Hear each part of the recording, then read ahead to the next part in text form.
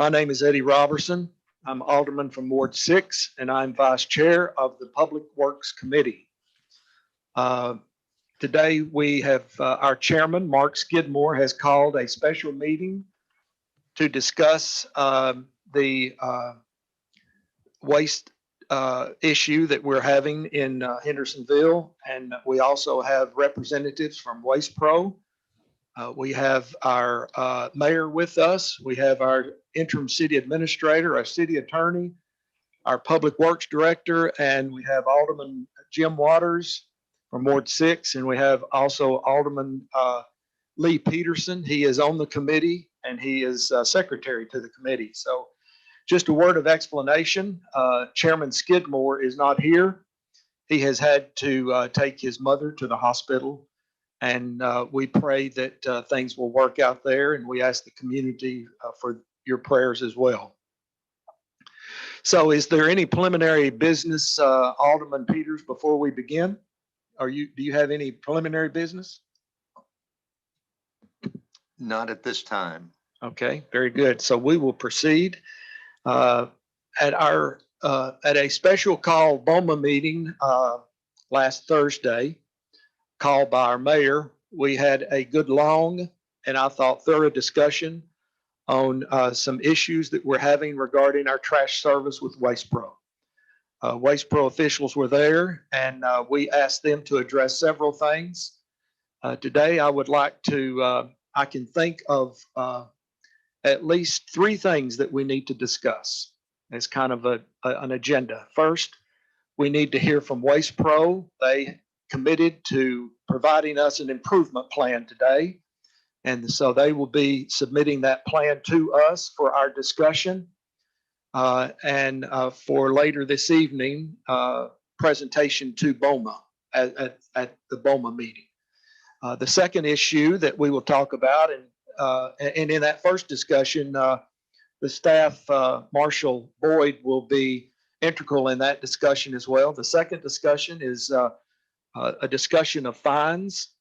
There was BOMA in their resolution passed that the staff should bring recommendations to us, to the subcommittee, to the committee first, and then to BOMA regarding fines.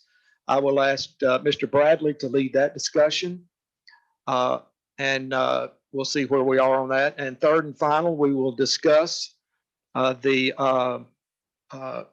trash bins that have been put out in the city, at least in 2 locations, as temporary measures. And probably in that discussion, it will be probably Mr. Lamar and Mr. Boyd. So are there any other, Mr. Peterson, can you think of any other matters that we need to discuss today? No, Vice Chair, you covered everything on the agenda. Thank you. Okay, thank you. So let us begin by asking Waste Pro to come forward to the podium.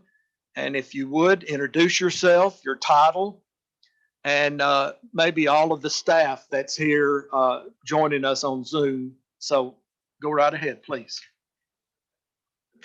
Have you pushed the button? Are we good now? Now we're good. Perfect. Thank you.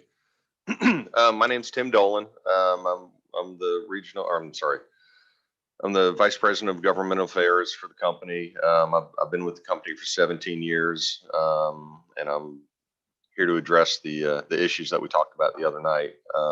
The other night I didn't have a lot of answers, and the reason I didn't was I wanted to make sure I could back up what I said. So things have taken place over the last few days. We've gotten resources committed. So I'm here to kind of give you an update on where we're at this point in time. So did y'all receive, Lori sent the, I don't know, cover sheet update, whatever else we want to call it. Y'all received that? Yes. Okay, just wanted to make sure. So I'll kind of talk my way through it. First step in what we've decided to do is, let's get fixed. Let's get the service fixed first. Let's throw some resources at it. So, excuse me. We have 2 rental trucks that we brought into town. I've got two supervisors that I've brought up here from Florida that both these guys have worked for me for about 20 years. They're coming in to kind of fill the gap, so to speak. And yesterday we ran the way we should, which is you run all your routes, everything's covered, and then we talked about the hot list, B shores or whatever you want to call it. We went behind every house and checked them yesterday for those folks that have called in and had complaints to make sure that we did what we're supposed to do.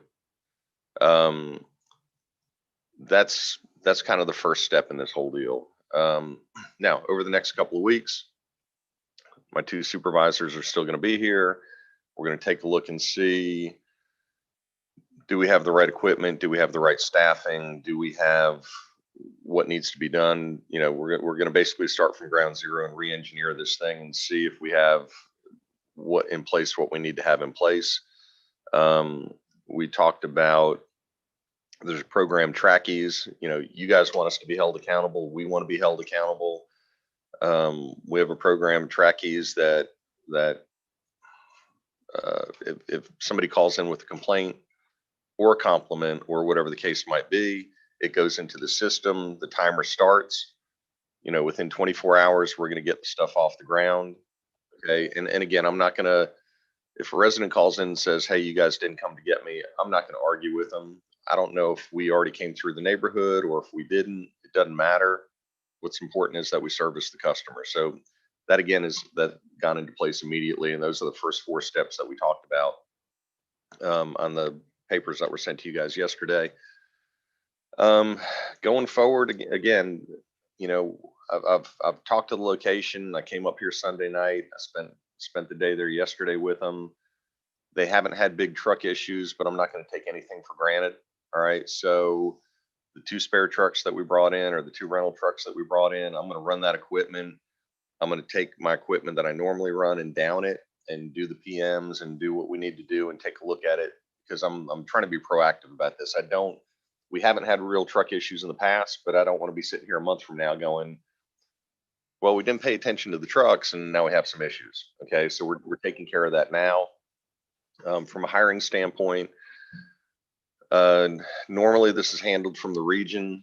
I'm stepping in to play that regional role at this point in time. I've also got corporate support on it. So we had a little bit of a lull back in December with the holidays and whatnot, with getting people hired in. We're now seeing a little more interest and a little more pickup on that. Again, we're putting more effort into hiring folks. So in fact, we hired 2 drivers last week. Now it's going to take a couple of weeks for them to train up, but we're continuing to hire, and we're changing our practices a little bit to make sure that we have the appropriate depth when it comes to running this location. And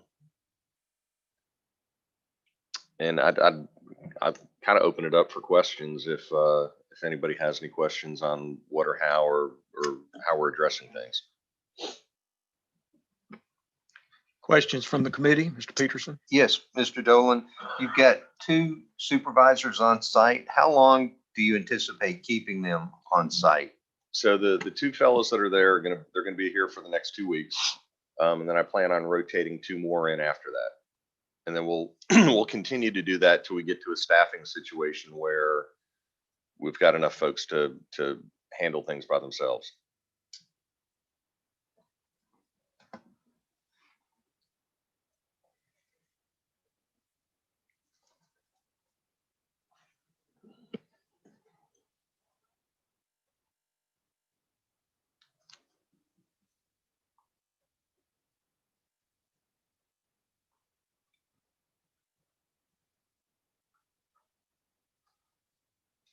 And I'm sorry. I was also going to add in my intention is I'm here before you guys today. I plan on, until we get to a point where everybody's comfortable, I do plan on, if we meet again or talk again in 2 weeks or 4 weeks or whatever the case might be, my intention is to provide staff and this committee with, continual updates on how things are progressing.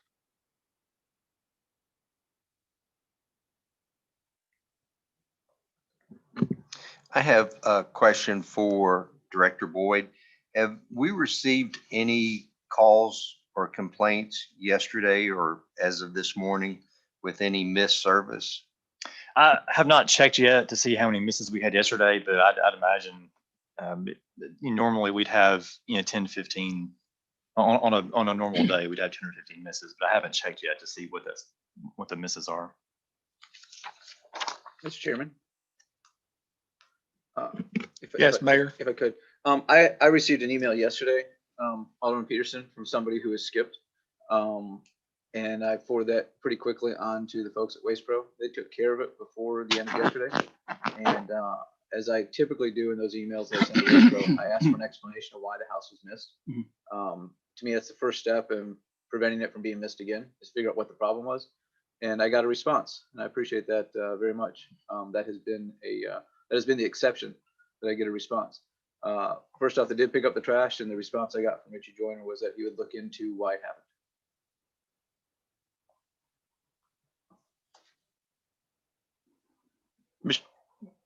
Mr. Boyd, are you finished? Yes, I'm gonna reach out to staff and find out how many misses we had yesterday. I'll report that later in the meeting. Okay, Mr. Peterson, were you finished? Yes, I am. Thank you. Okay, Mr. Waters. Thank you, Vice Chairman. I've got a couple of questions right now, but I'd like to come back with some comments later if I may. Are you caught up as of right now, sir? Yes, sir. You are? Okay. How many employees do you have on the payroll right here in Hendersonville?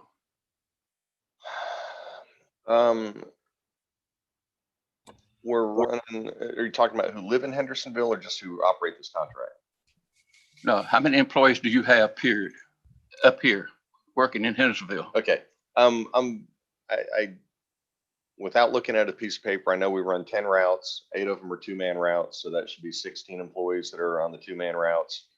We've got 2 1-man routes. So that's 18. We've also got a supervisor that's in charge of operating this area. So I would be comfortable in saying 19 employees that are directly involved with this on a daily basis, aside from office personnel and that kind of thing. Okay. Did you say how many trucks y'all have here now? If you did, I didn't get it. Yes, sir. So we run 8 large trucks and there's 2 smaller trucks that are 1-man trucks that we operate. Thank you, Vice Chairman. Okay, I have some questions, Tim. Thank you first Certainly. for being here. Oh, absolutely. And you live in Florida, Yes, sir, I do. so this is a big shock to you in more than one way, I'm sure, the weather that we I have. don't own a coat and you can see what I'm wearing. I have several questions that I want to ask. First of all, you've been looking at this situation now since when? I've been, excuse me, I've been directly involved with it since Tuesday of last week. Mr. Chairman, can I interrupt real quickly? Sure, Mayor. Jason, I need to ask real quick. Lori, you look like are you hearing everything okay? Yeah, I was looking at some options. I wasn't sure if I needed to raise my hand if I wanted to interject something or how that works since I was on the Zoom. Yeah, you're sort of a guinea pig for us. Jason, what's the best thing for her to do? Just sort of wave your hand. Just wave. Almost Okay. wildly. So Yeah, that's fine. I just wasn't sure, so I kept messing with my options. Okay. And Lori, feel free to correct me anytime you need to. the only thing that I was going to say was I thought that we had I thought we had 9 full routes with large pieces of equipment, and then the pup truck routes after that instead of 8, and that would then increase our staffing number. So we have 9 routes, or 9 routes. Is that what you said, Lori? Yes, sir. 9 routes. Yes, sir. Not 9 full-size routes and then a pup truck route. And then say another piece of equipment that we utilize for long driveways and such that Tim was talking about. So you've got the 9 2-man team operations and then the 2 1-man operation, if you will, and then the supervisors and office staff. So that just increased that a little bit, which is important for the number of homes per se that we have on each route.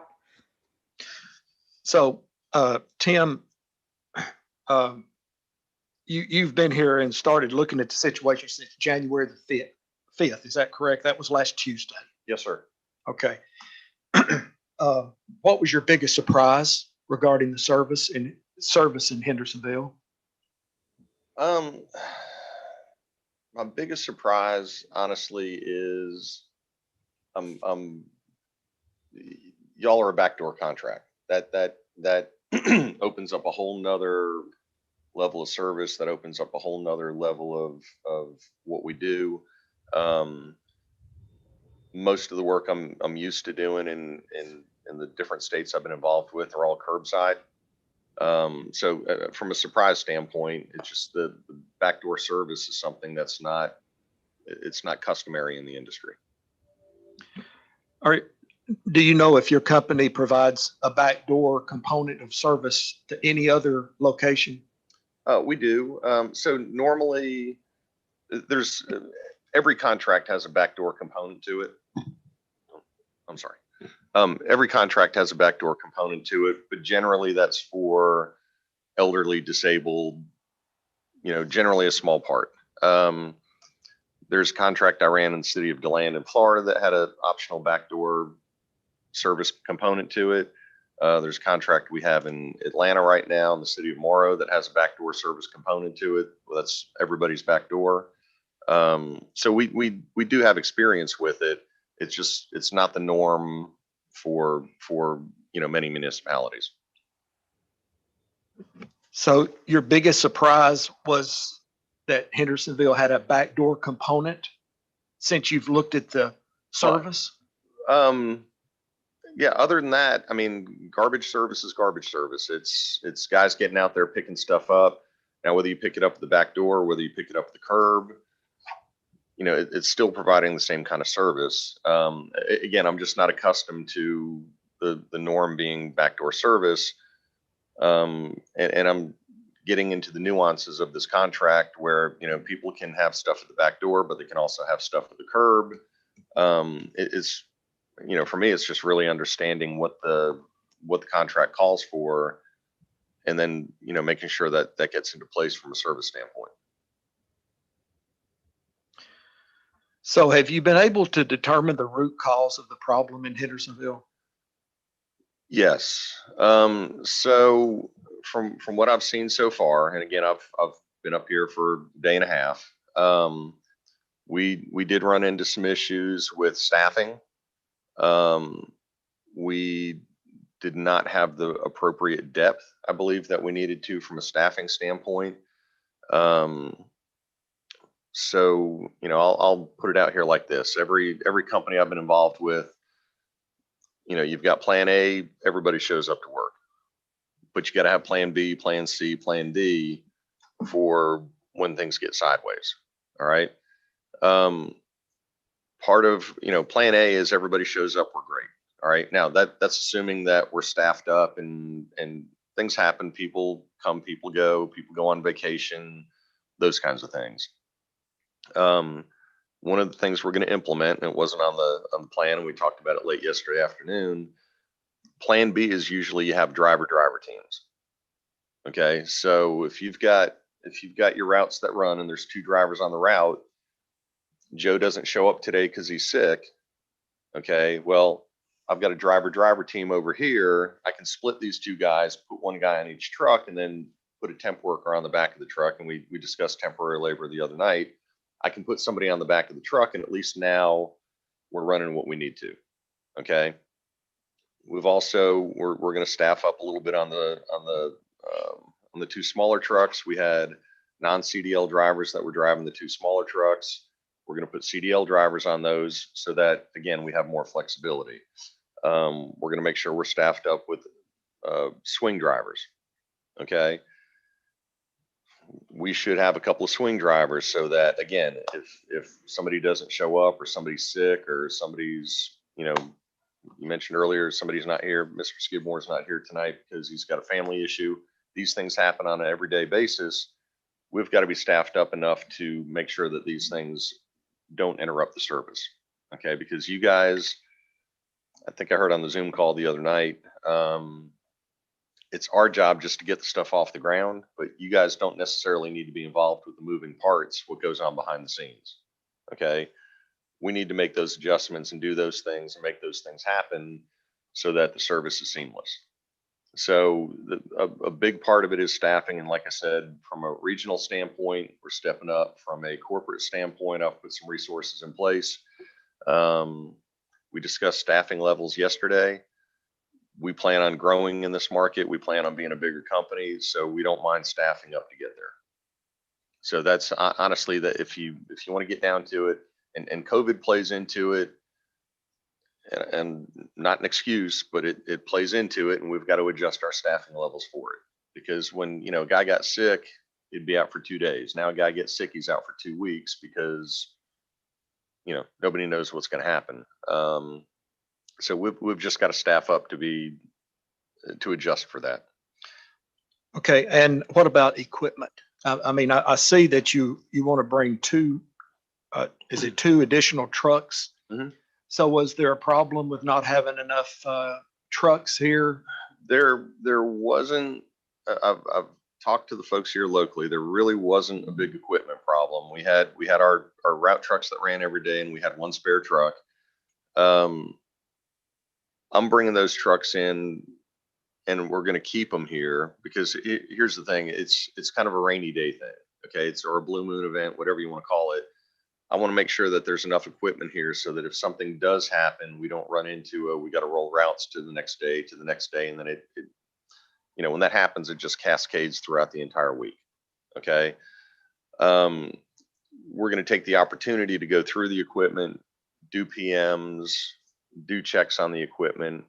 But my intention is to leave 2 spares in here permanently for the 10 routes, so that if we ever, again, that blue moon event, if we ever get there, you don't feel the impact. So have we had a blue moon event in Hendersonville? We had one back in December. Right. We had a spare truck that went down. It was involved in an accident. Because it was involved in an accident, mechanically it was fine, but we couldn't run it for a period of time because the lawyers and everybody else had to come look at it. Because that truck was down, and we normally you'll run into events that happen from time to time. So we were without a spare for a couple of weeks. And because we were without the spare, when we ran into the normal day-to-day issues with the frontline trucks, then we had to double up on routes. We had hot seat. We had to do a number of things. So that's what I'm trying to avoid. I want to get those 2 spares in here so there's a cushion and we don't run into that again. So when you came, was there a spare truck in inventory to take care of those blue moon events as you characterize them? There was. I'd preferred that there were 2 spare trucks in place. But there was only one? There was only one at the time, yes, sir. Okay. And now we have 2. Is that pretty much your industry standard to have 2 spare trucks for a municipality this size, the number of customers? Actually, we're more accustomed to probably having one, from an industry standard, one spare for every 10 routes.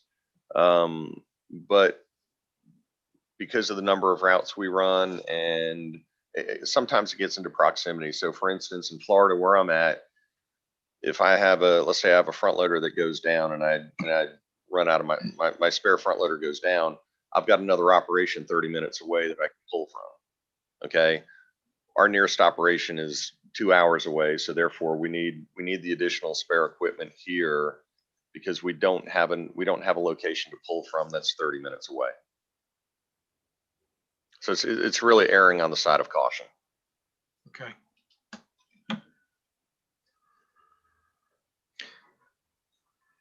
So I've got a question or two about the routes that we have. I thought at the last meeting, it was stated that we had 10 routes. Yes, sir. But now we're saying we have 9 plus this extra, I guess, runner that does what, like long driveways. Yes, sir. And those kinds of events. Sorry. I think, Lori, do you have something to add to that? Yes, and I apologize if we've confused that subject of routes. Because yes, like on paper, we have the 10 routes. We have the 9 full-size truck routes, and then we have the one that we consider to be call it a pup truck route, but it's just a smaller truck that we have allocated a specific route to, specific homes to collect. So there are 10 official routes. Thank you for that clarification. And I apologize for that.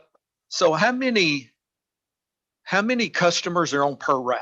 And I know it's probably a range because there are probably a lot of exogenous factors that affect, the number of customers per route. But on average, how many customers or residents do we have on a route? So based on what I've seen so far, Yeah. we're probably looking at 400, maybe 450 homes per route. Okay. Is that the industry standard, pretty much 400 per route? Well, I can tell you, depending on the level of service. And again, some of my guys from Florida were up here yesterday and ran these routes, and we're all kind of sitting around the conference room table last night, talking about different levels of service. But I can tell you and again, this is non-backdoor, so it's a lot different, but my once a week non-back doors are usually 900 to 1,000 homes a route for once a week. And for twice a week, they're 12 to 1,300 homes a route. So I don't think that the routes are, and again, we'll get into them because you've got a mix of some people bring to the curb, some people don't. And we're going to take a look at those route by route. But I don't think, and one route was mentioned to me. There's a Wednesday route that has grown, and we're going to address that and come back to y'all and see whether we need to, split it out throughout the day or spread it out. Go ahead, finish your. Okay, I'm sorry. But the routes don't seem at this point in time overly large. But again, we're doing this assessment over the next 2 weeks, to come back and decide what to do and what not to do and make recommendations.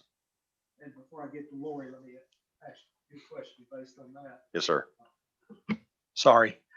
Before I get to Lori, let me ask you a follow-up question. You said that Atlanta, there's a city suburb of Atlanta that has all backdoor service. Yes, sir. Are you familiar with that situation? Not directly, but I've had conversations with people about it. You know how many customers they have per route? I want to say they're doing probably about 300 homes per day. Okay. Okay, but those are all backdoor versus backdoor and some curb. Okay, good. Lori, did you want to comment on that?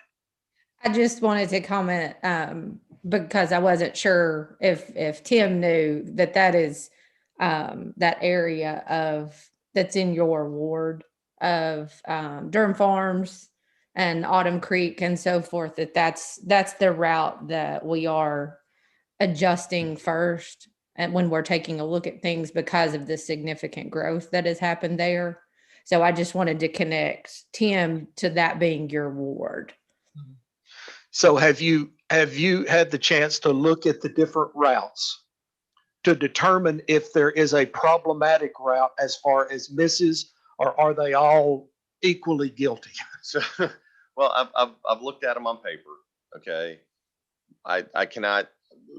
Again, the reason that the two guys that are up here from Florida, the reason they're here is they're out riding routes. They were riding routes yesterday. Now, yesterday everything finished up. Trucks are rolling in at 2:30, 3 o'clock in the afternoon. It's great. That's where we want it to be. But they're going to be up here for the next 2 weeks, taking a look at each route, each day, how we're running stuff, and providing feedback on, hey, do we need to do something different? Is it, systemically, is something wrong? Do we have the routes too big? Do we have, A, B, C, D wrong? Or is it simply, we've got to have the right spare equipment. We've got to have the right manpower. And I'll be happy to provide that feedback. I'm letting things play out where those guys get those answers and come back and let us know. Okay, and from the company perspective, has there been any problem with this city paying its bills to Waste Pro? No, sir. Not So that I'm aware of. we've honored that part of the contract as far as payment of the bill. Yes, sir. in a timely? As far as I know, there's been no issue with that. Okay. So have you looked at turnover of employees and what your, and I, and what, how COVID has affected your sick days? And have you done any kind of analysis on that? Is that a problem? I can't speak specifically, like, I can't say that, Jim Brown was out for 2 weeks or whatever the case might be.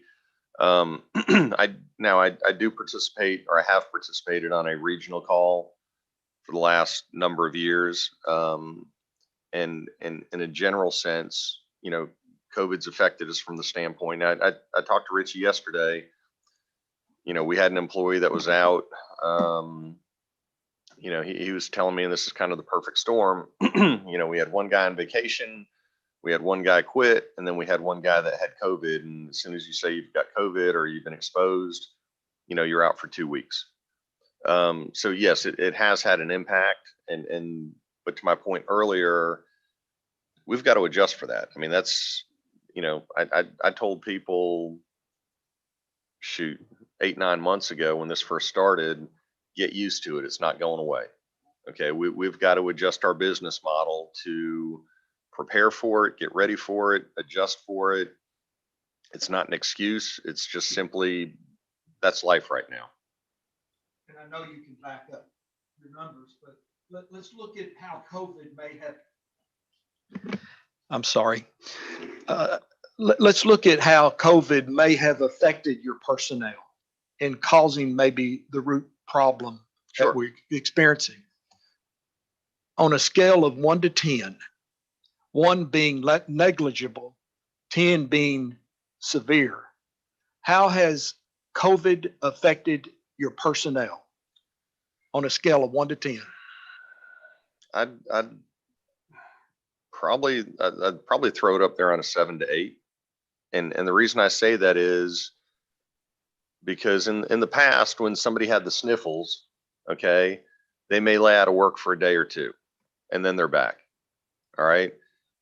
Now somebody's exposed, somebody catches it, somebody, whatever, they're done for 10 to 2 weeks, or I'm sorry, 10 days to 2 weeks. Okay. There's a much longer time span that people go away for with regard to, I might have it, or I do have it, or whatever the case might be. And all it takes is, we're talking about 10 routes and 18, 19 people, whatever the case might be. 1 or 2 people throw a wrench in that thing, because it goes on top of the normal. I'm on vacation. It goes on top of the normal. I got a doctor's appointment today. It's in addition to the normal days off that we deal with. Yeah. You mentioned that any good operating company has a plan A, plan B, plan C, plan D. So based on the COVID, how deep have you had to get in your plans? Some of the I can speak to the operations I've been personally involved with. We've hit plan C and plan D. We've hit, X number of people are out, aside from people on vacation, aside from people that, have scheduled days off, aside from whatever. It happens. I mean, and honestly, that's what we're trying to retool, or that's part of the re-engineering part that I'm talking about with this location is we need more depth. We need, like I said, plan B is you have the driver team. We don't have any driver teams right now. All right. But the plan is let's hire some driver teams. And this way, plan B is somebody's sick, somebody gets COVID, whatever the case might be. Again, all of this is supposed to be seamless. You guys, it's not your concern. We're supposed to do this behind the scenes and just make it happen. That's what we're trying to put in place. But, normal day, something happens, guy didn't show up, guy's sick, guy has to go somewhere, whatever the case might be. You take that driver team, split it, put some temporary help on the back of the truck. Now the route's still running. So in your analysis, did the company in Hendersonville have an adequate temporary employee plan? The temporary employee plan was fine. The The real issue is I can't put a temporary employee and let them drive a truck. Okay, I've got to have a driver, CDL driver, qualified, that's driving my truck. So the guy in the back of the truck's never an issue. That can always be achieved. It's the fact that we need enough drivers in place. That's where we need to beef things up. And like I said, we hired 2 guys last week. I've got corporate and regional HR hammering on the recruiting front. So, and I'll be happy to keep you guys updated on where we are with all that. Okay, and I'm just about with my line of questioning. You say here that you were going to update the hot list to stop repeat misses. You heard that complaint over and over again. Yes, sir. At the last BOMA meeting, that there were repeated misses, especially from Alderman Waters. He mentioned that every week he gets another call from certain citizens in the ward. So what's been your biggest surprise on when you looked at the hot list that Hendersonville has? What was your biggest surprise? And what do you mean by updating the hot list? Well, I'll answer the second part first. What I mean by updating the hot list is, and no different than I'm sitting before you all tonight, I can come up with all the ideas in the world, but if it's not, if I miss something, I don't know about it. Okay. Same way with the hot list. I can look at the hot list of the calls that we've gotten, but if there are particular addresses that you guys know are concerns that we need to address, I want to make sure that your list and my list match. Okay. from a I don't know about a surprise standpoint, but the thing that should happen is when a driver goes to that particular address, they call it in.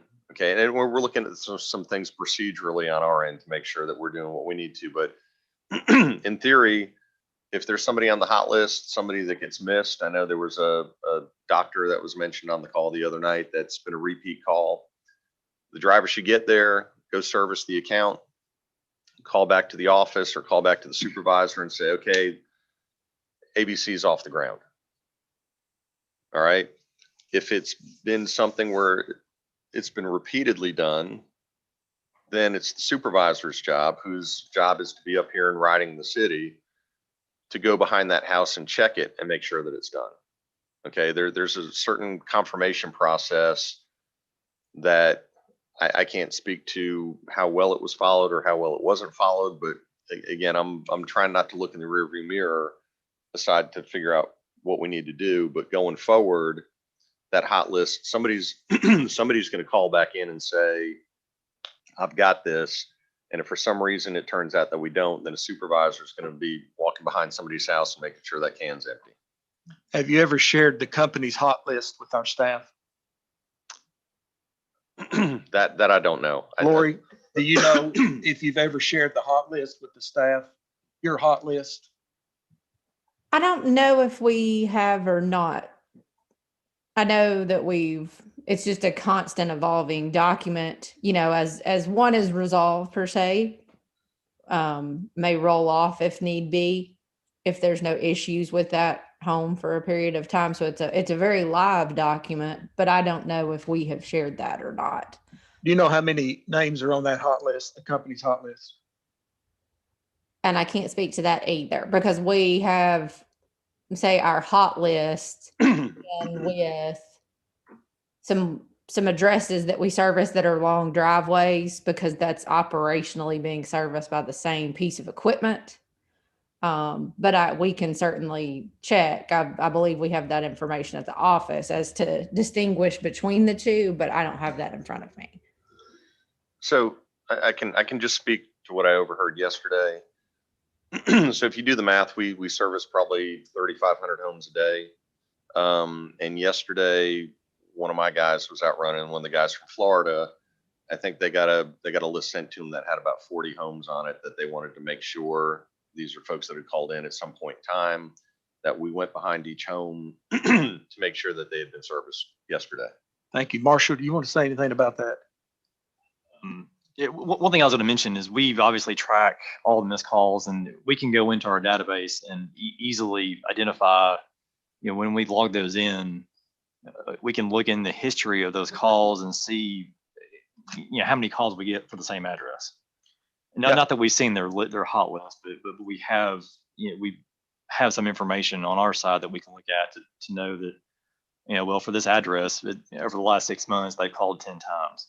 Yeah, is it unreasonable to ask the staff to reconcile its repeat misses with the company's hot list? Is it unreasonable to ask the staff? No, to do that? that's reasonable. We can we can do that. Okay, yeah, I think that would help if there was some communication and data sharing on the hot list. Lori, go ahead. And then the only other piece of that, we wanted staff's input, but then we wanted the input from BOMA as well. So if there was someone who had reached out to any of the aldermen that you've gotten those contacts, we want those contacts to stop, because if we can stop those, that stops your phone from ringing significantly, and it provides the service that they are supposed to receive. So we want to make sure that those people are on our hot list, certainly that it's not something that has just ended up on, that you get a text or that you get a call, but that it hasn't made it to our list somehow. So Thank we you. want the input from BOMA as well to work together on this. So the company doesn't object to reconciling its hot list with our repeat misses to make sure that we're all on the same page. No, sir. I think this is a certainly a plan that in working together, we know that any that we show, that staff shows, and that BOMA shows, that if we're all in this together, then we have the same information. Thank you. Mayor, you have a comment? I do. The hot list should never be, a large percentage of the total number of houses that are getting picked up. However, I hope you all understand the hot list is going to be very large right now. We do. If the city has input on it, it's going to be a longer list than what y'all would be accustomed to. And I hope that in the reconciliation process that y'all will take the input, and I hear you saying that you will take the input from staff and take the input from the board of mayor and aldermen, and be more flexible in adding some houses onto the hot list than you might usually be. Because when we get one call, very often that phone call is about being missed for 2 weeks in a row, or multiple times. So please help me please relieve my concerns that you're open to the staff and to the board adding addresses to that hot list without with some flexibility, without the rigidity that you might usually have to place a house on the hot list. I'll be happy to speak to that. That's fine. I have absolutely no problem with that. I'll go back and speak, and Lori and I were on a call yesterday. Just to reiterate, I've worked for the company for 17 years. We're a privately held company, and the owner is Waste Pro. Okay, he takes a lot of pride in the company, the service we provide, and what we do. Somebody asked me on the call the other night, am I used to these kinds of service issues? And I'm not. I'm flat out not. And the region that I was running had 6 companies, God knows, probably 500,000 customers. And I've never done a call like I did the other night. Okay. So from a service commitment standpoint, I've always been told by the owner since I worked for them, look, it's all about the service. You do the service, you do the job. That's job one. Okay. Get the service done, and then we can talk about everything else. But it's always been about getting the service done. So whatever the hot list needs to be, at the end of the day, I've got a friend of mine, ex-mayor. He used to make the comment when we took over the contract that, in 5 years into the contract, he used to get more phone calls in a month about garbage service than he did in the last 5 years. Okay. And our job is to basically that your phone doesn't ring. That's as simple as I can put it. So I would ask, we're going to get this straightened out. I would ask, please run everything through that track use program, because that lets us follow this. And I'm up here now, but I live in Florida, obviously, like I told y'all, but I can get a report every day sent to me showing me how many calls, how many misses, how many whatever, so I can keep up with it, so that our fault here was we reacted far too late. Okay. And there's some personnel transition and some other things that took place, but I'm not accustomed to being in this position. I don't want to be in it again. We just want to get things right, make it work. Let me take the resources that we have and put it into trucks and put it into people and making your phone stop ringing. At some point, I will start sending an email or making a phone call to our public works department for them to input in trackies, and then I'll leave that complaint alone. I'll let y'all take it from there. I'm not there yet. So Okay. what I'm going to continue to do is I will continue to send an email to our public works folks, and then I will also email your staff. Okay. Okay. That's Okay. entirely up to you guys. Okay. Tim, the contract talks about a commitment to 24-hour response time. When a complaint comes in of a miss, you have 24 hours to repair, to fix it. Yes, sir. How's the company, other than, the circumstances that we've just faced, is the company responding to that contract requirement of 24-hour response time? With concerns to your contract, aside from what we just recently went through with rolling days and that kind of thing, I'm being told that they are, and they understand that commitment. I can't speak to specifics based on how long I've been involved with it, but there should be no problem. And we discussed this yesterday. When somebody calls in and says, "Hey, I've got a service issue," we absolutely should get it done within 24 hours. And we're making that commitment going forward. And I can So- speak to that if I may, whenever there's time. Go ahead, Lori.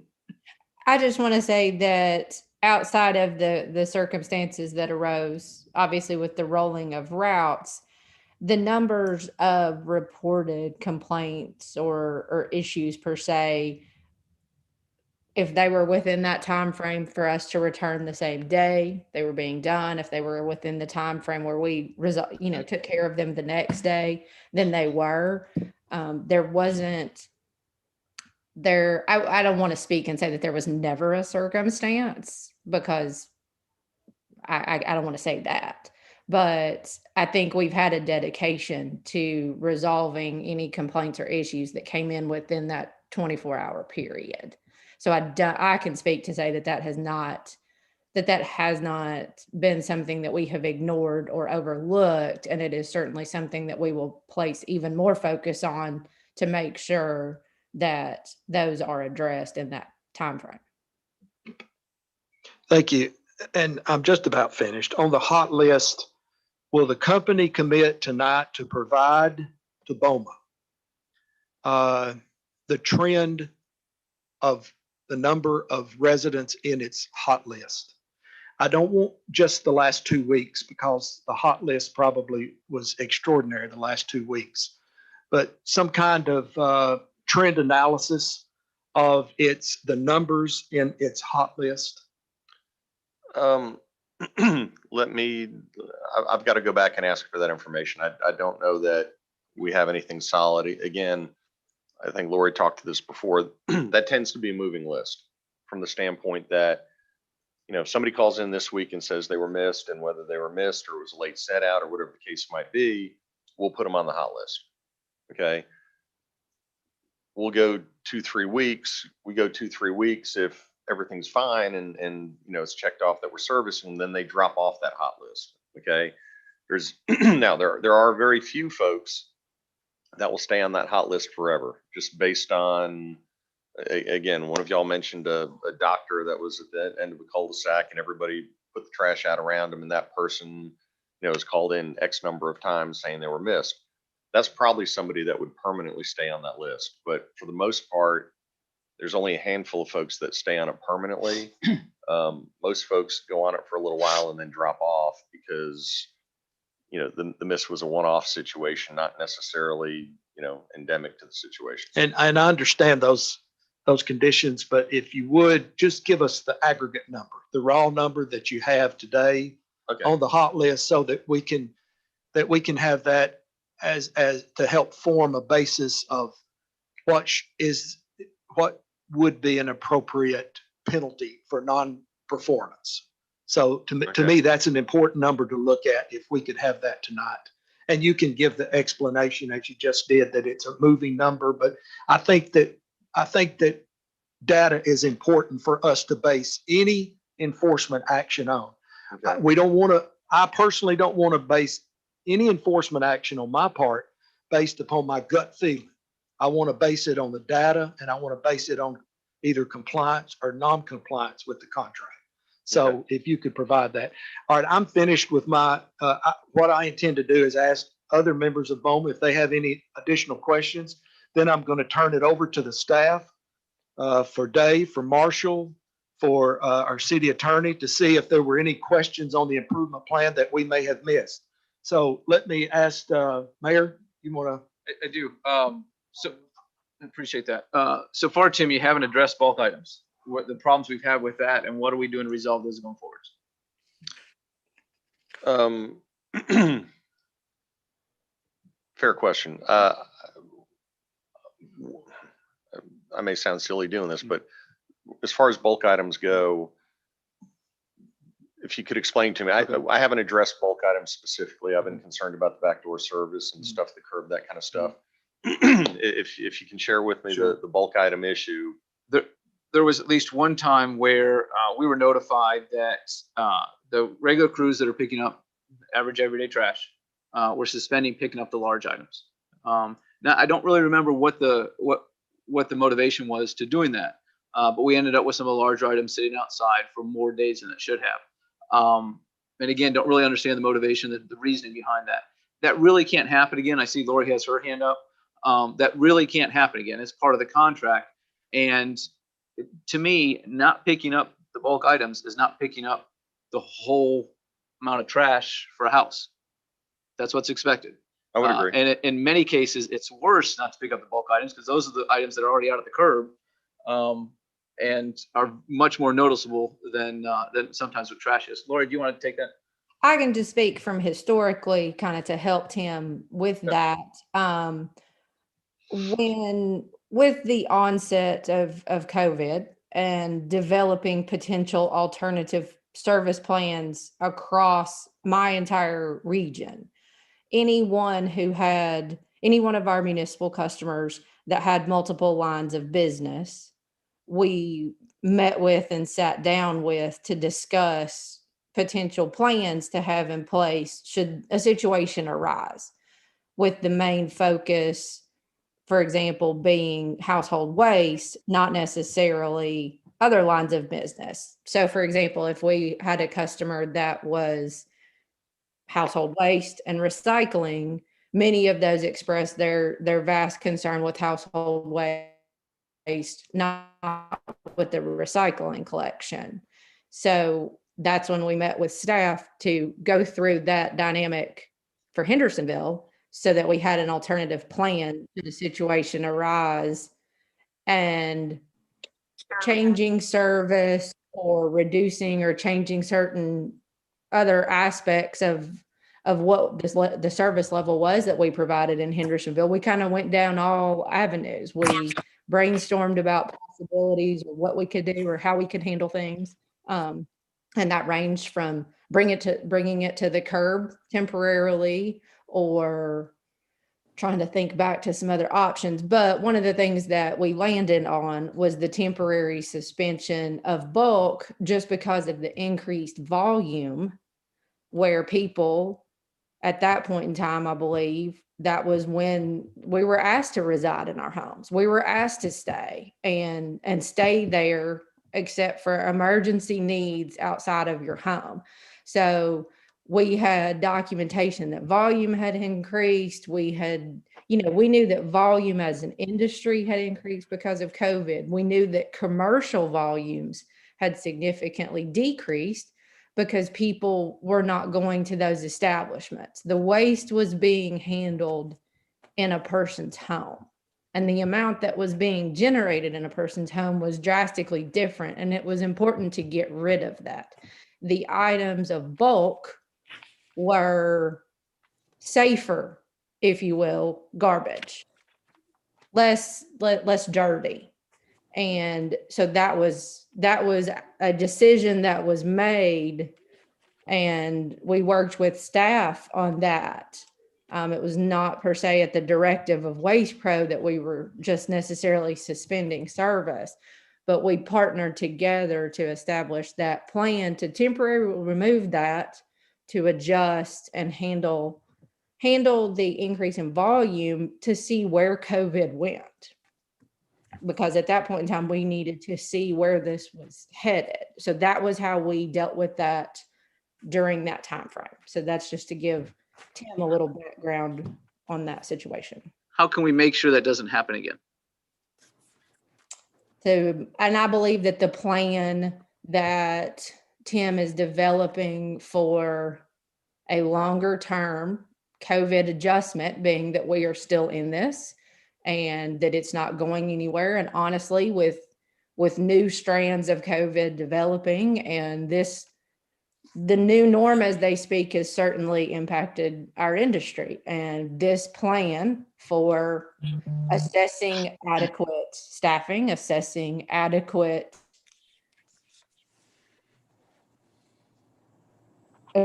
equipment, what was adequate prior to could possibly be very different for what is adequate, say, after COVID. And I think that is where we're reassessing and looking at the needs and putting a fresh set of eyes on it. Tim, do you agree with that your plan is going to address that bulk items will never be suspended again? Yes, sir. Okay. So, and where that gets to, again, I spoke to this earlier, it's about depth. Okay, we're going to add depth to the operation to make sure that, like I said, when we get to plan B, plan C, plan D even, that we're able to address that without y'all noticing any change in service. Okay. What's the most number of drivers you've had at any given time in the past 18 months? Oh, hold on. You need to move back closer to the microphone, Tim. Thanks. Sorry. Okay. Sorry Is about that that. it? Okay. What's the most number of drivers you've had at any given time in the past 18 months in for Hendersonville, the Hendersonville contract? I honestly, I can't speak to that. I don't know the history. I'd have to pull some payroll records and take a look. I mean, we're generally staffed for, like I said, the 10 routes that we're running. Okay. To my point earlier, we need to make sure that we have the appropriate number of swing drivers. Okay, and 2 is probably the appropriate number with a 20% play on that. What's a swing driver versus a driver? Swing driver doesn't have a job every day. Okay. Swing driver simply, they're there for what may or may not happen. Okay. Okay. But he's employed by y'all long term. Oh, full time. Okay. Yeah, that's what I'm saying. It's no different with trucks. So I've got 10 trucks. I've got 2 spares. Okay. I've got 10 drivers. I've got 2 spares. It's kind of the same ratio that we work with, that you have those additional people for the Joe didn't show up today. Joe got abducted by aliens. Joe had something, he had to leave town. We prepare for those things. What's your goal for the total number of drivers with your plan? Well, my goal for the total number of drivers is to have the 10 drivers that come out here every day. I've got 2 swing drivers. Okay, that's plan B. Okay. Plan C, which we're going to get into, is setting up some of those routes with driver teams. Okay. Which I'd prefer to have. So if I have a driver team, again, blue moon event, one guy's on vacation, one guy calls out sick, one guy has to go here to do something. Now I'm 3 people deep into it. I can take my 2 swing drivers, put them on a route. I can take one of my other routes, split up the 2 drivers and put temporary help on the back of the truck. Now my routes are covered. Okay. All right. Plan D gets into my supervisor's on the truck, my general manager's on the truck. I've retained my CDL license. God knows nobody wants me to probably get behind the wheel of a truck, but it's an all hands on deck situation. So how many drivers do you look to employ here in for Hendersonville? My preference would be, if I could flip a switch tomorrow, Mhm. then I'd have like I said, my 10 drivers, my 2 swing drivers, and probably 4 driver teams. Thank you.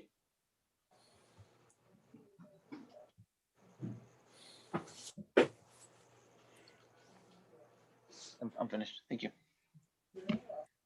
Any other questions by Mr. Peterson? You have any follow-ups? Thanks, Vice Chair. I have, one question for Waste Pro. So the 2 additional trucks, that's permanent, correct? The 2 additional trucks are rentals right now, but they are going to be replaced by permanent trucks. Yes. And you've hired 2 new drivers on January 4th. Correct. When will their training be finished so they will be on the ground here in Hendersonville? So the training on the drivers, and again, I'm more familiar with the training apparatus we have in Florida. You're probably looking at about a 3-week process. So Okay. they'll go through training, they'll go through driver school, they'll go through a number of classroom training. They will do ride-alongs in the trucks, but it's probably a 3-week process before they're cut loose and ready to drive. So you have, temporary drivers right now with the 2 additional trucks? Yes, sir. Thank you. Vice Chair, that answered my question. Thank you. Yeah, thank you, Vice Chairman. Are your drivers CDL licensed? Yes, sir. All of, is that why it takes so long to make this process? Yes, sir. What the process is generally from the time we offer somebody employment, they have to go through background checks. They have to go through pre-employment checks. There's a number of items that DOT requires us to do. Then we'll bring them in, let them do a ride along maybe for a day or 2. Then we'll send them to a driving class to make sure that they understand how it is we expect a driver to act, whether it's driving or customer service or whatever the case might be. So some of that is classroom, some of that is on the road, where we'll put a guy in a truck and, make them back and make them pull forward and drive around a parking lot and just make sure they're capable of operating. Okay, that's on top of the CDL Yes, sir. examination, right? Yes, sir. That's on top. And then they have to come, and it takes a period of 1 or 2 weeks really to go out and learn the route. Okay.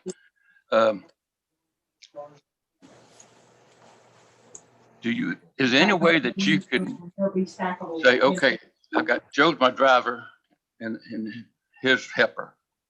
Is there any way that he runs that same route every day? That's the goal. That's the goal. Yes, sir.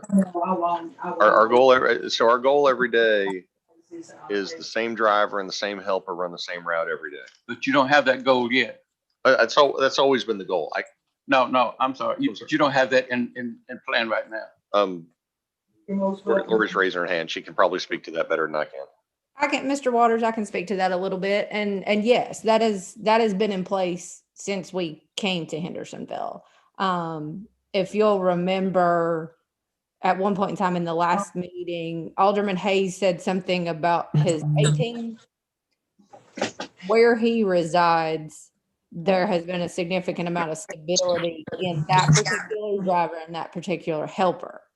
And they have been on that route, and there hasn't been a lot of sickness, illness, or any reason to be away from work.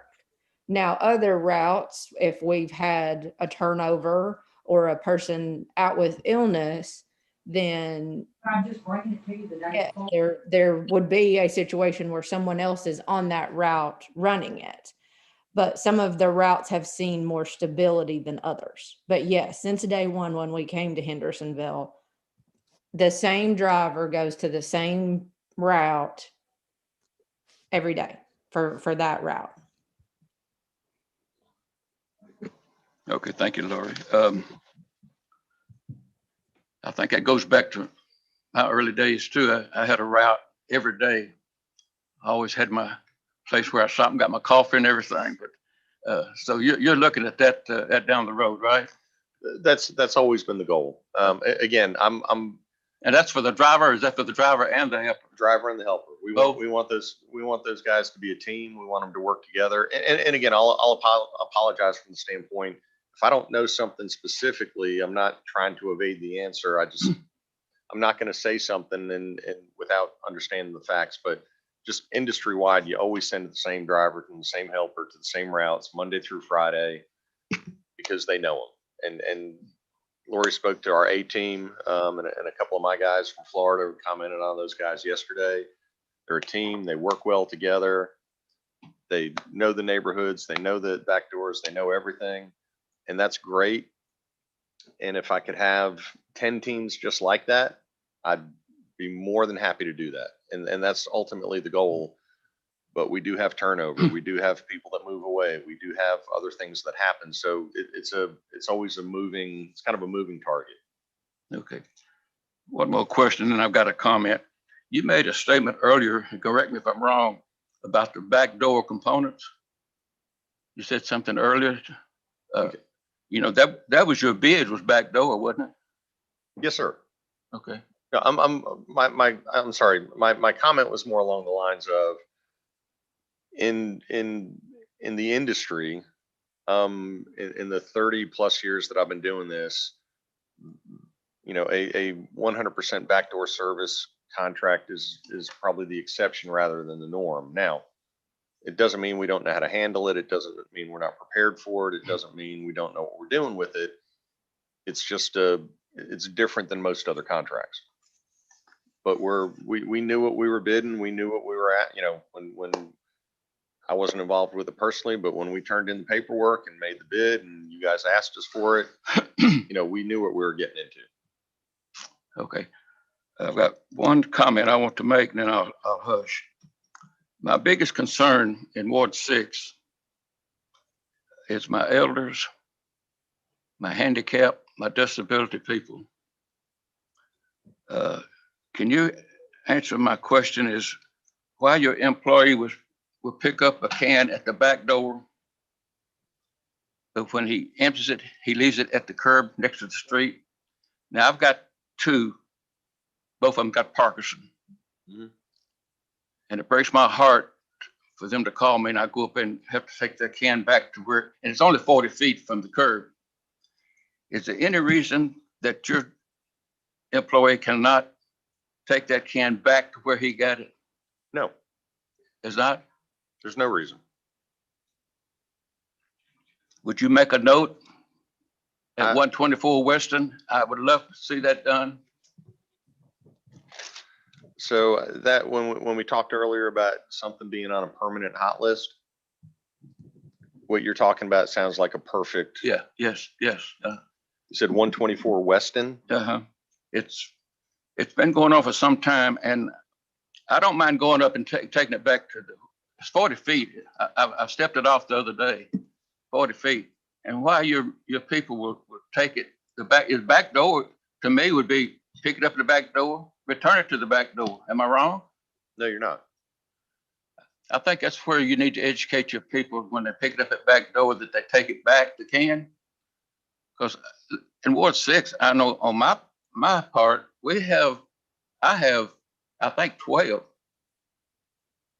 That's Parkinson, MS, and they live alone.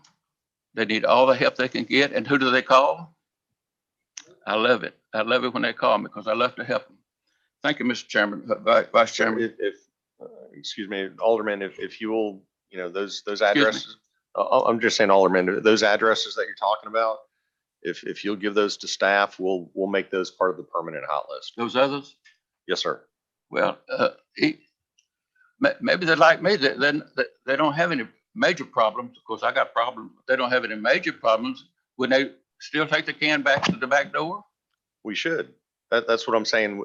So that hot list that we talked about, one of the things, so we always want to verify service.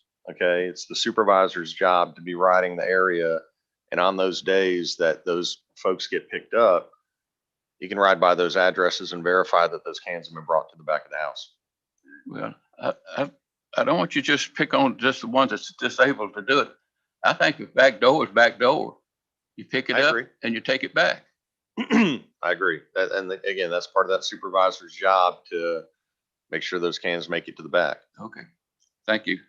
Good to talk to you, and it's been a good meeting. Thank you, Vice Chairman. Thank you. And let me remind everyone, after you finish speaking, please go off mic so that it'll work. And I do want to, I want to extend our appreciation to our IT staff. They have worked miracles. And I just want to thank you for I think this is working well. I'm very pleased with it. It's my understanding that we have Alderman Brown on the Zoom call. Is there any way that you can put Alderman Brown through so that he may be able to ask his questions and that we can see on the screen? Are you there, Alderman Brown? I am Alderman Robertson. Turn I don't your really have any camera questions. on.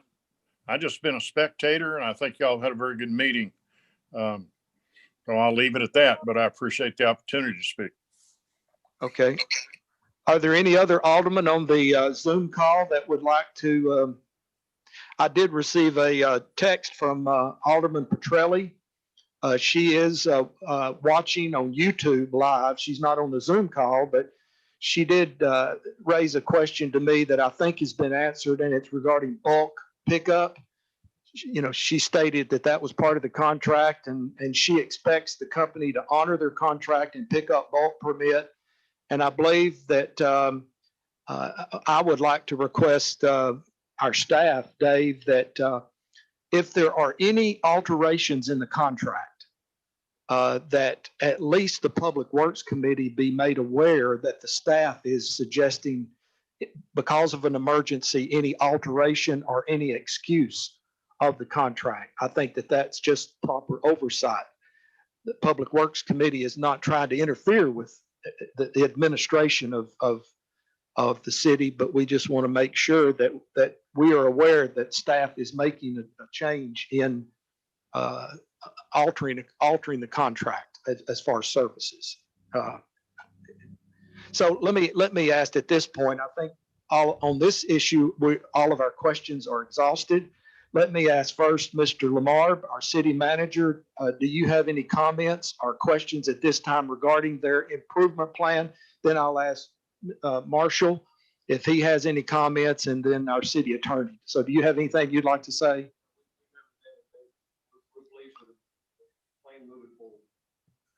All right. Did you catch that, or does he need to? He needs to go up and say that for the record, please. Yes, sir, Mr. Vice Chairman Robinson. We met with him yesterday to kind of lay the groundwork with Waste Pro and for today's meeting, just so that we're all on the same page, and we caught all the, dotted the I's, crossed the T's, so to speak. So we made sure that when we presented this today, that Waste Pro would have a plan moving forward so that we would all be on the same page. And so I'm pleased with them moving forward. The only comment I'll make, and I think you hit on the head, during the COVID, when the numbers went to 8, 9, 10,000, trash wasn't getting picked up properly, and there were bulk items out there of mattresses and bookcases, things like that. They were filling up the trucks quicker. They couldn't get to the landfill and back because of the volume of trash. And so that was Marshall and myself and Mr. Bradley just kind of, we met with Waste Pro. That was kind of a decision just to kind of help get the trash picked up until we could get it caught back up. One of the things that I think you will notice, the volume was just astronomical the last 2 months. It was unbelievable from November and December with the holidays and people at home, kids home from school, people home from work. I noticed yesterday, it was really ironic that I drove through 4 or 5 streets on the way into the office, and the volume of trash is drastically dropped, okay, from what it has been the last 2 months. So hopefully it's kind of leveled out again, where the trash will be back to somewhat normal levels of volume for each family. It just seemed to be really a lot of trash going on. So I think they've got a great plan moving forward, and we're willing to help whatever way we can. Thank you, sir. Yes, I just want to echo what Dave just mentioned. I agree completely. Yep. Oh, and I do want to say that there were 10 misses yesterday. I'm sorry, say that again. I checked with staff that we had 10 reported misses yesterday. Okay, thank you. Mr. Bradley, do you have any questions regarding the improvement plan, or questions that maybe we didn't ask? And if you'll just stay there, because I think the next part is we're going to talk about enforcement action. No, it seems to me that we're making progress moving forward with this, and hopefully we'll put the problems of the past behind us. So yeah, I don't have any problem with the plan. It seems reasonable to me, certainly within the terms of the contract. Okay, and in closing, does the company have any final comments regarding the improvement plan? And then we'll move to the second item on the agenda. Not really, other than, we've put a plan forward where we really want to work and get feedback from the city. So we're going to work with staff if things come up on a day-to-day basis. Look forward to meeting with this group again at some point in the future to give you an update and let you know where we're at. I know there's some items on the agenda tonight that we talked about on the call last week. That we talked about the 30-day notice. We talked about fines. We are where we are, and it's our fault. We're going to fix it. I would just humbly ask that when we get to the fine discussion, I'm spending money bringing trucks in here, bringing people in here, and I know that's not, we have a contract to live up to, but I'd really like to have the opportunity to put those resources to get this thing fixed on a permanent basis. So I appreciate any consideration on that point.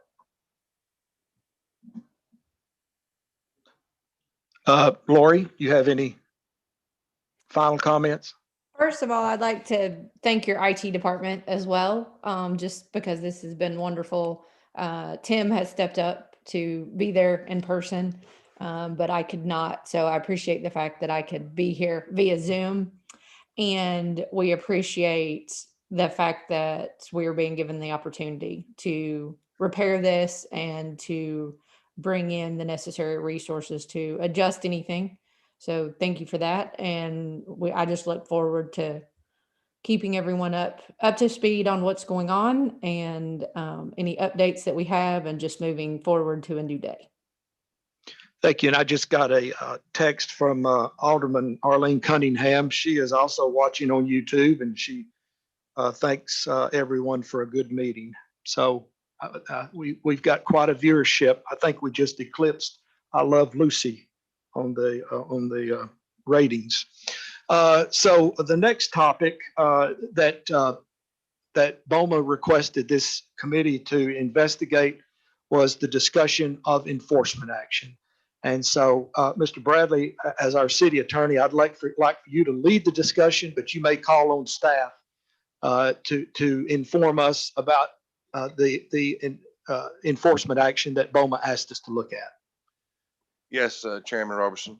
At the last meeting, we talked about the contractual terms about fines, and that under the terms of the contract that there are fines for justified complaints that exceed 50 in a given week. And what we asked Mr. Boyd to do as our Public Works Director was to look at the records of the complaints that had been made and to give us a gross amount on those numbers. He went back to the week of November 26th. He went through a period of 7 weeks, starting with the week of Thanksgiving and ending with last week. And he came up with some calculations for the number of complaints that we had had. Now, under the terms of the contract, there's a process you go through to determine if a complaint's justified or unjustified. For example, he said there were 10 misses yesterday. We don't know what the story is about those 10. We don't know if they were justified misses or unjustified misses, but that number was within the threshold that would not result in a fine. If there were 10 each day in a week, there would not be a fine. 50 is the maximum. And if we were close, we could, of course, investigate, see if someone hadn't put the trash out yet when they came or whatever. There are all sorts of possibilities. But because of the difficulty in ascertaining an exact amount for the massive number of misses that we had when whole subdivisions were missed, rather than trying to go into and count each house in the subdivision, the contract's based on complaints, and we felt that it was proper to do our evaluation based on complaints. And that's what Mr. Marshall did. He looked at the number of complaints during this period of time, and then he made calculations based on the contract, which says that if in a given week, if there are over 50 complaints, from 51 to 75, there's a penalty of $50 per complaint. From 75 to 100, there's a total of $75 per complaint. And for 101 or greater, there's $100 per complaint. He has those numbers and he can go through it week by week with you to show his calculations and the tentative amount that he came up with. That would be, if nothing else, it would be a starting point. It could be an ending point. It depends on what the board or this committee wants to do with those numbers. But at this point, I would defer to Mr. Boyd to have him explain those calculations to the committee. Yeah, thank Mr. you. Boyd, could you go to the podium? I think it's easier for us to see you. And it's a better hot spot too.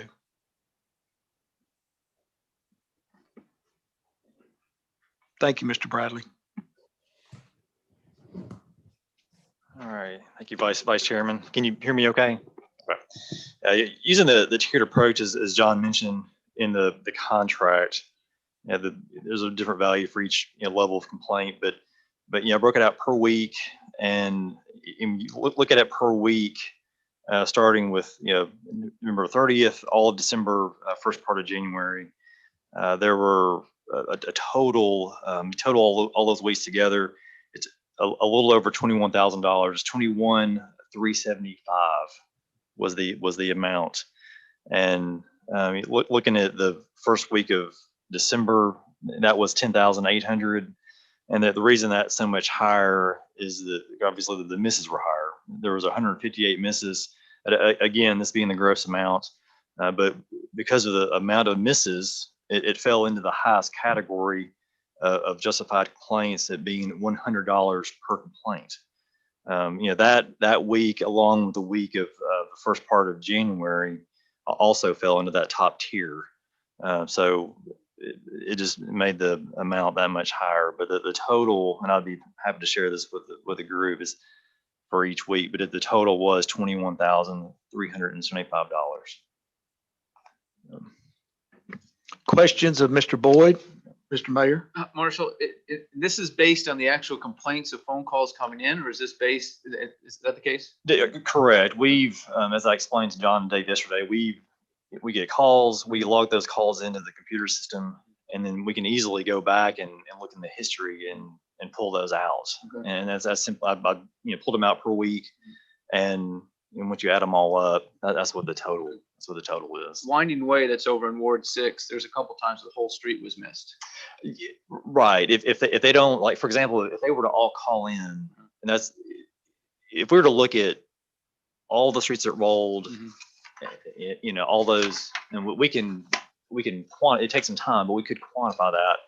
But under the terms of the contract, it kind of explains what a complaint is, and I don't know that we can make that connection to I don't know if that makes sense, but when you look at the thousands of, obviously every person in the city, you're rolled the next day or the day after, that's it's just an astronomical number.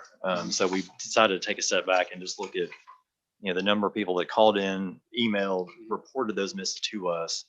And that's what we based our penalty on. So even when Waste Pro let us know, or even when an alderman let the Public Works Department know, or even when a resident called in and said they missed my whole street, we didn't count the whole street as a complaint.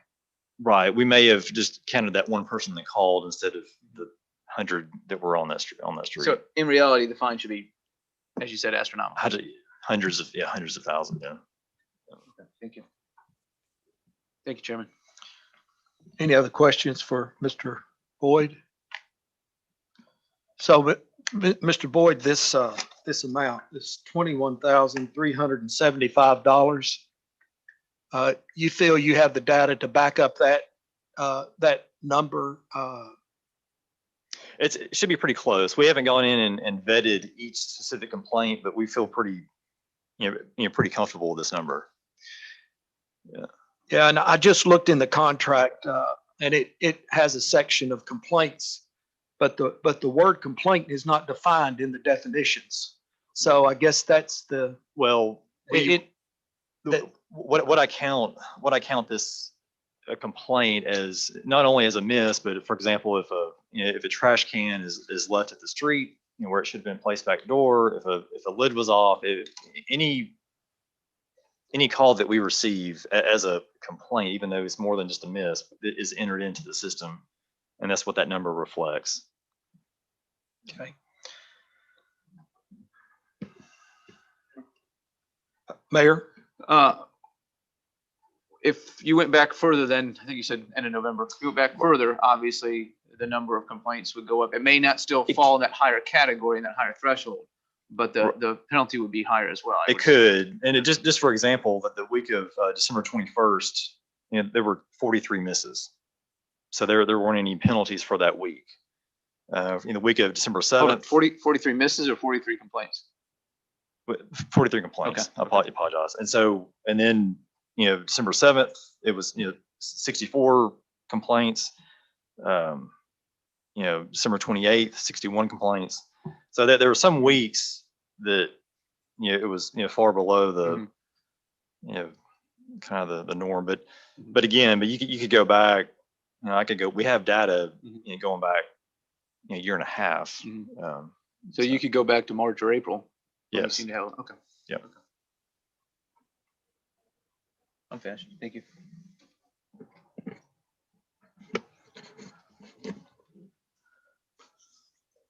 See, so it's 4th down and 1. I'm deciding whether we punt or whether we go for it.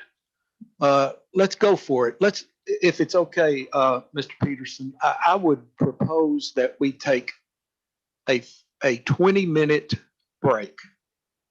And in that 20 minutes, Mr. Bradley and the staff meet with Waste Pro to see if they can come to an agreement on this fine and come back to us at 20 after 11. We will reconvene, and we will hear a report from Mr. Bradley at that time about the results of the negotiation. It would be my hope that we could come to an agreement in the next few minutes, and that tonight, when we bring our report to BOMA, that we can show that all issues have been resolved and a good improvement plan has been adopted, and we'll move forward. So does that sound reasonable to you, Mr. Peterson, that we give them a little time to negotiate and talk? Yes, I concur with that. Okay. Did you want to say something, Mr. Waters? Thank you. A complaint is identified as me calling in and complaining that they missed my trash today, right? That's correct. Okay, if I call you and you take care of the complaint, they come back an hour later and pick that up, is that still a complaint? In our system, it is. Right. It's not, well defined in our complaint section, the ability to resolve. Well, I understand what you're saying, Yeah. Marshall, but, and I want to be fair with everybody. I propose that question to you. It's still a complaint. We don't take it off, right? that's correct. It stays, it stays in our system. Correct. I mean, obviously they close it out. Once they go back and pick up the miss or whatever the complaint is, they resolve that and they close it out in the system, but it still remains a record in our system.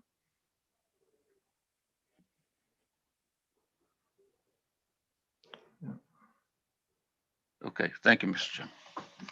Chairman. This committee stands adjourned for 20 minutes. Thank you.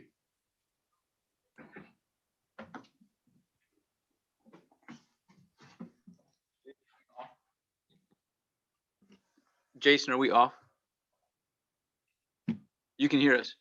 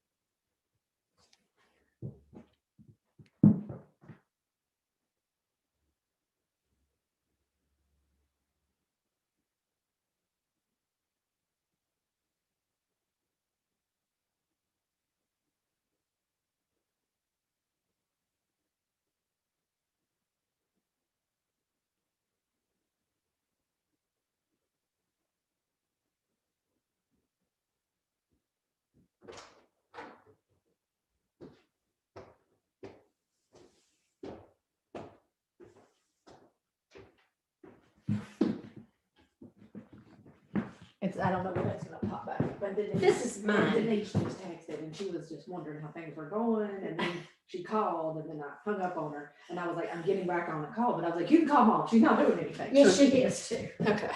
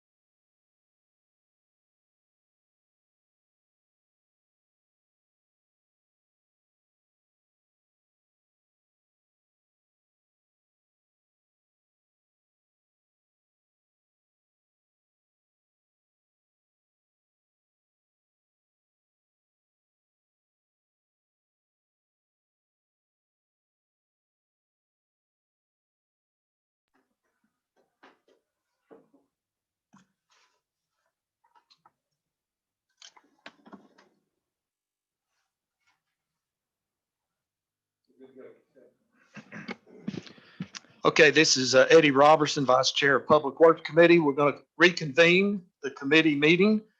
And at this time, we will hear a report from our Public Works Director, Marshall Boyd, on the results of the discussions.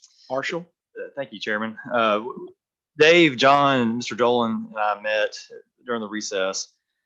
And I had stated earlier the amount was $21,375. We have all agreed to enact half of that amount of $10,687.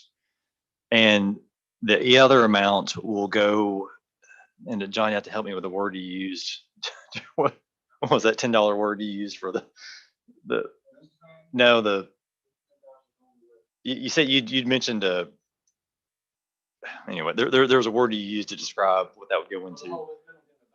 Abeyance. The other the other half of that amount will go into an abeyance, and for 6 months, during which time we will continue to monitor the progress of Waste Pro, and if Public Works Committee decides during that time they would like to enact the remaining portion of that fee, then we simply go back to committee and make that decision. So the amount of $10,687 will be deducted from their bill now. The other half of that amount will be held in abeyance for the next 6 months, and we'll just continue to monitor the progress. If we are ever unhappy during that time, we'll simply enact that fee during that time. The misses, we also discussed having 24 hours for Waste Pro to resolve the miss. For example, that we will enter a miss into trackies. They will have a chance to resolve that miss. If for some reason, and we realize over the past month, the misses have not been resolved in a timely fashion, but moving forward, we expect they will be. And if they are not resolved in 24 hours, then that is deemed a complaint or a miss, and can therefore a fine be applied to that complaint. We feel like it's having 24 hours for them to have a chance to go back and resolve the miss is appropriate. But that was the kind of summary of our discussion, and we'd be happy to answer questions. So I guess part of the fine is we're suspending temporarily based upon future conduct. Yes. Now, will there be an agreement drafted so that it's all on paper? And what I want to make sure is that there's no ambiguity between when the amount that's in abeyance can be collected. So will there be any kind of settlement agreement? We can formalize. We can formalize that. The idea is that between now and July the 12th this year, as Mr. Dolan said, if you're unhappy for any reason, you can impose the rest of this fine. I mean, a reasonable reason, obviously. Go to the Public Works Committee, you determine that there's a problem, then the rest of the fine will be plus any new fines. Yeah. The other time, we won't be. Why don't you repeat Just we, as John mentioned, if there's any other fines during the 6 months, we certainly impose those in addition to the $10,000 fine. But certainly, if we're ever unhappy during that time, we can go back before Public Works Committee and make that decision. Okay. Tim, would you please come to the mic? Yes, certainly. I don't know how I feel about what we recommend on this fine to BOMA, but I want to ask you a particular concern that I have as it's been raised here today, in that when you miss a whole street, should each of those misses be counted as a miss. For example, the company says, hey, we missed Wessington in our routes today. The way I understand, the company will be given 24 hours to correct that. And if they're not corrected within 24 hours, would the company agree that everyone on Wessington that has been missed would be counted as a miss? Yes. Okay. I wanted that on record. So instead of just, as we stated earlier, that if one person on Wessington complains that they missed them, but we know the whole street was missed, that only counts as one. But now what you're saying, the company agrees that if that situation happens, everyone that was missed on Wessington would officially be registered as a complaint. Yes, sir. Miss. I would just ask that it's verified, because I've dealt with situations before where somebody calls in and says, hey, they missed my whole street, and we really only missed their house. So I would only ask that it gets verified, and we'll do that with Public Works. But, and that each address would be put into the system so that we can track that going forward. But yes, I have no problem with that at all.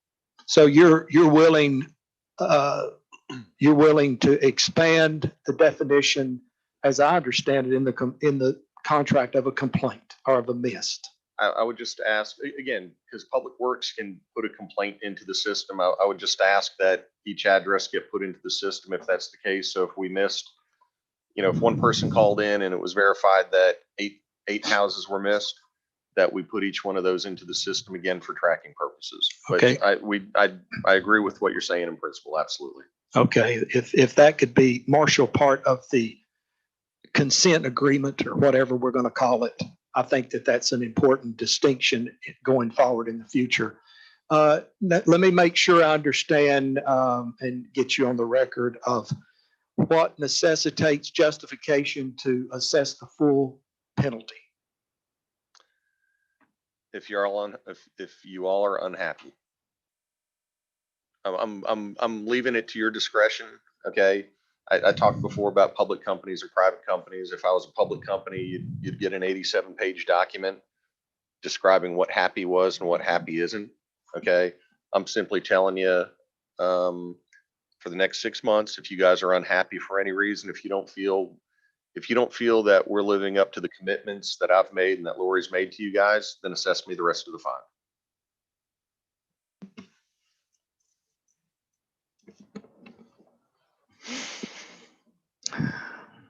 So is that determination made by the staff or made by the board, or in combination?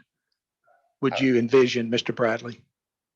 If you're unhappy, then Yeah. pay the rest of the fine. He said that if the committee determines that you're unhappy, that they would pay the rest of the fine. That's what we part of the agreement. Okay, so you're talking about the Public Works Committee. If the Public Works Committee opines that they're unhappy with the service based upon a report from Public Works Department, the company would not object to the issuance of the rest of that fine. I don't expect us to have that conversation, but yes, I absolutely agree. I like the way you think. That's all the questions I have. Mr. Peterson, do you have any, before I turn it over to the mayor? He has a quick comment.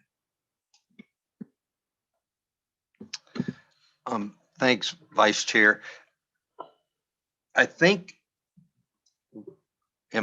if I'm correct with the contract, Mr. Bradley,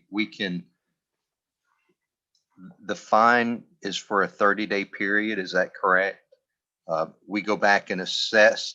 I think last Thursday at the special meeting, we talked about setting the clock of 30 days to assess the service. And so I think we can review in 30 days how the service has been. I'm confident that Mr. Dolan and Waste Pro have come to terms with all of the BOMA concerns, adding additional trucks and staffing. And I think at this point, residents just want their trash picked up and not missed. So I think we can reassess this as the Public Works Committee in 30 days to make sure that all the issues have been addressed, and we can revisit the remaining assessment at that time of the $10,000. Thank you. Mayor? Thank you. Also want to make sure that bulk items won't be suspended. Correct. Trash cans will be entirely emptied.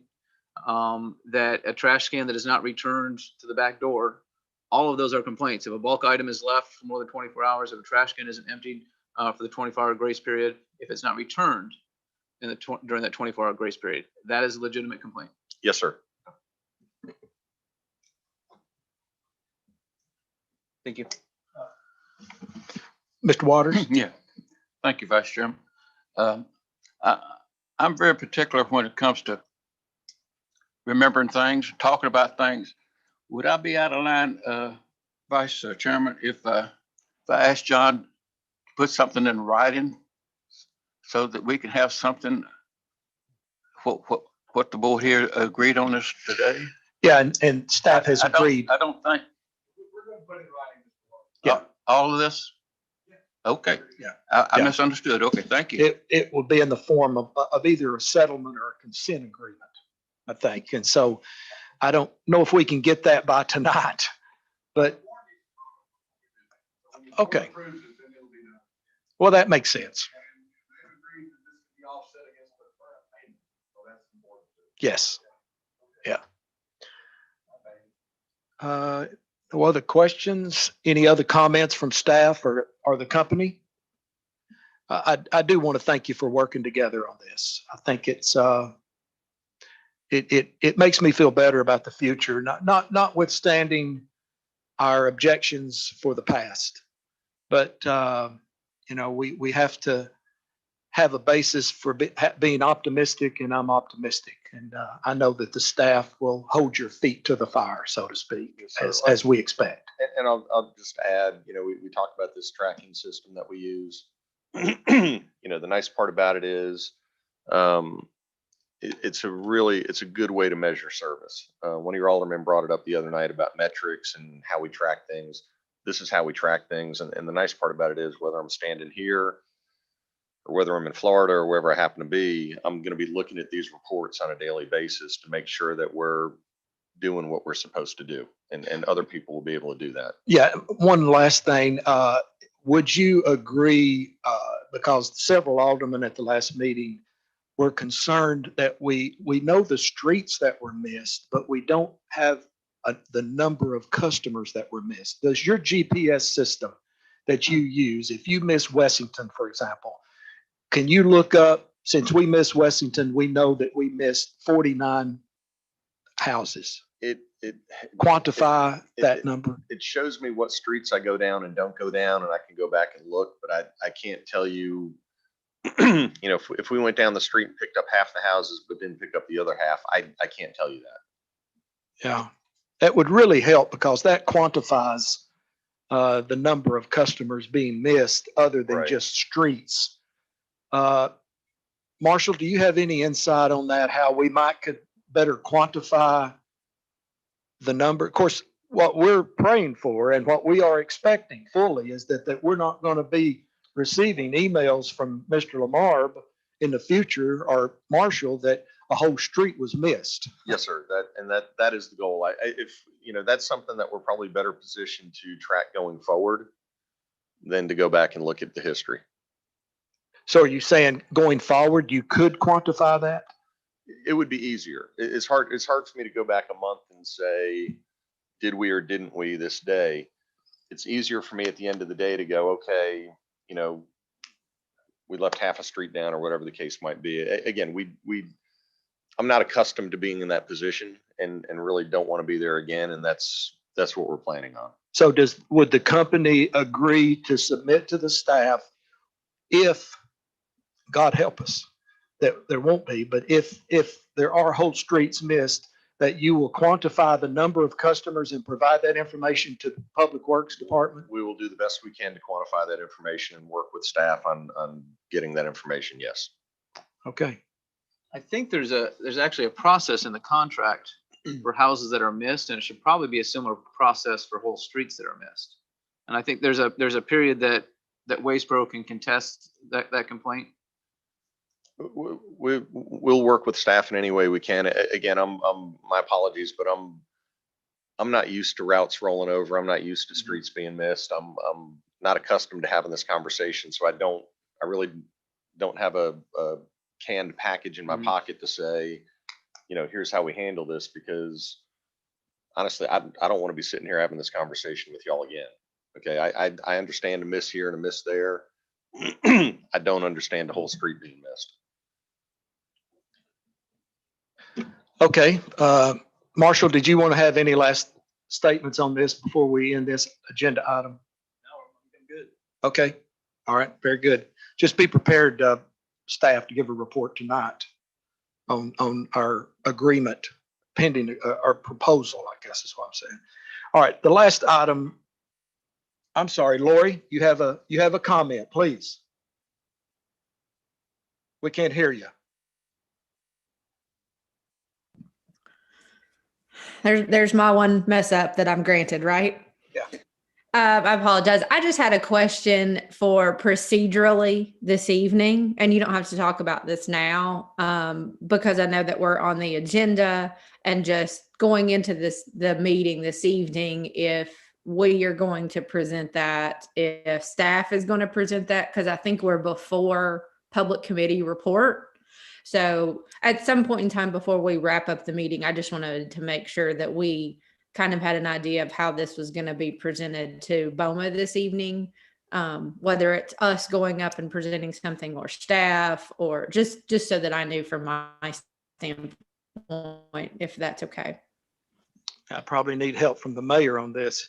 There's an agenda item tonight on trash.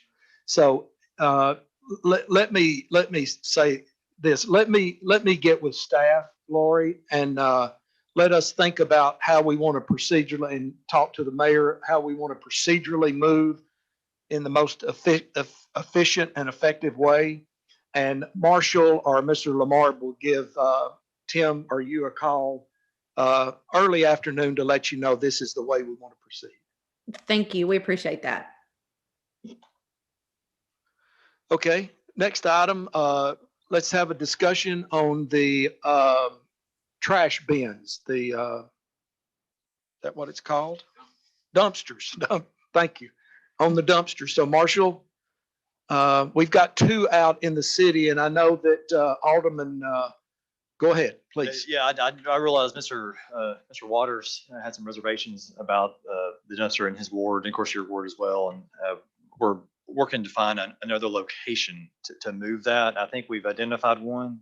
That we still got a couple more calls to make, but once we confirm that, we should have it confirmed this morning. We will put the order in to get that moved from Volunteer Park to this new location, and we'll get it out of your ward, Mr. Waters. Yeah, and again, these dumpsters are only temporary, meaning maybe a month or 2 or less. We had people ask about it, and that wanted to have a dumpster for them to take their trash to, but obviously with Waste Pro doing what they need to do, I don't expect to have a need for it. But we did want to leave it out for a few more weeks just in case. Mr. Waters. Thank you, Marshall. I believe after today's meeting and our discussion and your private meeting, I don't think we're going to need dumpsters at all. I think we just solved the dumpster problem. I think you're right. Thank you, Marshall. I can't think of a better way to end this committee meeting on. So before I close, Marshall, I would like to meet with you and Dave and Mr. Bradley just briefly on how to prepare tonight, and then based on that discussion, I'll meet with the mayor, and we'll decide how we want to proceed. Okay. Hold on just a second, Mr. Bradley. I think that concerning how we go forward tonight, obviously there needs to be some report from this committee based on today's meeting. And this committee hasn't taken any action yet. So I would propose that perhaps you make a motion to approve the proposed resolution in this matter, so that you can tell the board of mayor and aldermen that the Public Works Committee has heard this today And this is their recommendation based on the recommendations of staff. Just thinking there needs to be some action taken by the committee, Mr. Chairman. Yeah, it's fourth down and we punt or go for it. So let's go for it. Mr. Peterson, do you have a recommendation on, so maybe we need to bifurcate the motion. So I would propose that we have a motion and action on the improvement plan, and then a motion and action on the settlement offer. So have two different, does that sound right, Mayor? Have two different actions. Okay, so do you have, you being the only other committee member, do you have a suggestion? Vice Chair, I think I'd like to second that first motion and move to the second motion, if that's approved. Okay, First motion to accept the plan, let me see, I've got this here in front of me. The service plan that's been presented to the city from Waste Pro, which is a phase 1 and 2 project. I'd like to go ahead and approve that. And then the second motion is to approve the fine of $10,687.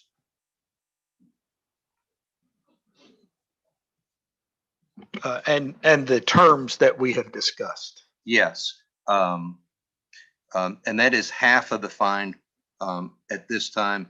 And then we have up to 6 months to impose the second half of the fine. And that's based on 158 misses that was reported from Director Boyd. It was based on the last 5-6 weeks of misses, and I can provide that information tonight, but it was 7 weeks. The sum total of those 7 weeks. Okay, so I'll move both of those motions, and Mr. Peterson votes aye. So we just did a roll call vote. So we have approved both of those.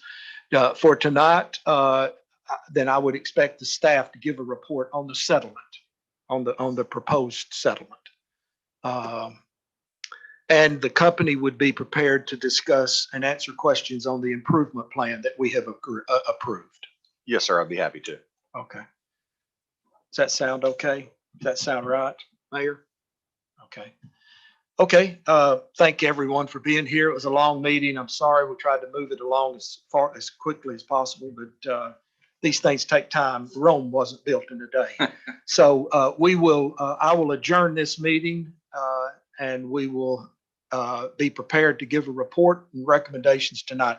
Thank you, Alderman Peters. Thank you, Mayor. Thank you, Mr. Waters. And thank you, staff. And thank you, Tim and Lori, for being here today. This meeting is adjourned. Thank you very much. So Jason, what do I need to do? Okay.